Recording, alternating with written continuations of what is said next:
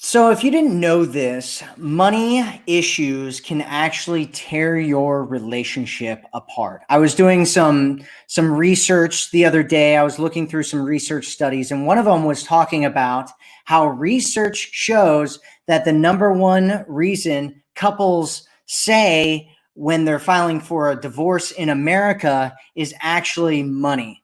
And so, and as our guest Shanti says, when money is the problem, it's not actually really about the money. And so today we're going to be talking about what it's actually about, how to have these conversations around money, and what to do if your partner's resistant to dealing with the money issue. And so, hi, my name is Matthew Coast, and welcome to Commitment Connection.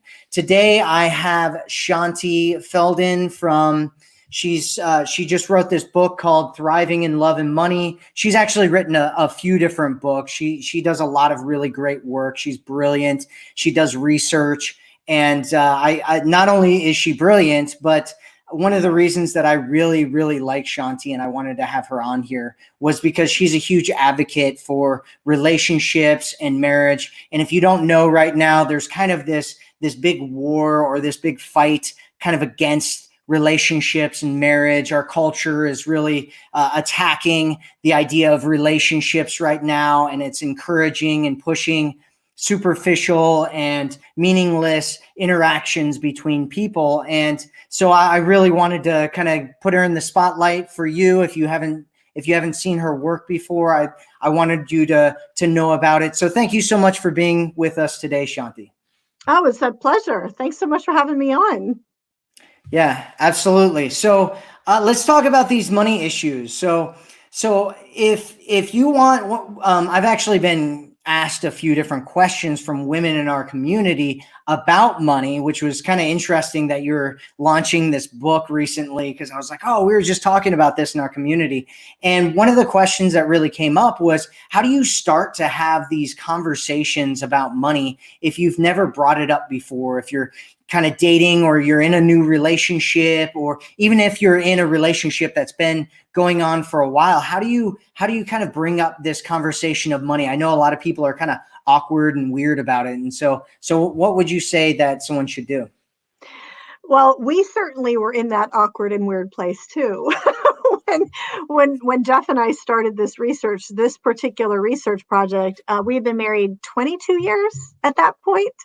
And this was a topic we were never able to talk about well. We've done all these research projects over the years, and you tend to incorporate what we've learned about, men or women or parenting or any of the other things. But this was the one area we were not on the same page. And probably many of your listeners, this is an area that we found statistically most people are like us. We don't necessarily always fight about it, but we just kind of avoid it.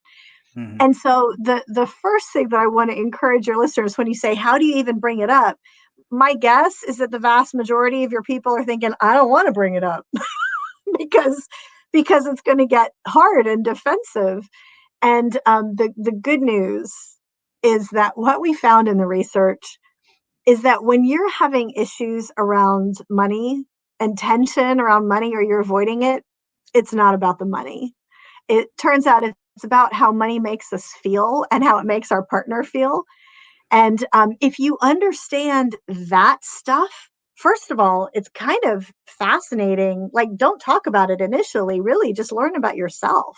Like, understand why you react a certain way, and realize it's about all this other worries and insecurities and expectations, all sorts of stuff running underneath the surface. So learn about yourself first, and then you can learn about your partner. And suddenly you have this eye-opening new information that makes you so much more empathetic to each other. And the talking about money flows naturally from that point. That's pretty interesting. I actually just to kind of go off of what you were talking about there for a second. I've had kind of when I was growing up, for instance, my family didn't really talk about money at all. right? And we had certainly had money problems, and I knew that they were going on, but nobody was talking about it, right? And it was kind of this thing where I think when we were growing up, it was kind of like, you'd say something about money and everybody was like, like, this is the topic we don't talk about, right? And so we just kind of hide around it. And then when I was, especially in different parts of my life, I've had money issues before, like, no doubt about it. And it was one of those things, at least for me, it was always kind of embarrassing. And it felt like, at least from a man's standpoint, I know the idea of not having money for me made it feel like I couldn't be really in a relationship, like a real relationship. Interesting. Yeah. Because it's like I feel like I want to be a provider. I want to be a protector. I want to be able to take care of the woman that I'm with. And if we have a family, I want to be able to take care of that. And so if I'm having issues with money, it stresses me out. I feel like, at least in the past, it's made me feel like I wasn't necessarily good enough as a man, and all kinds of things like that.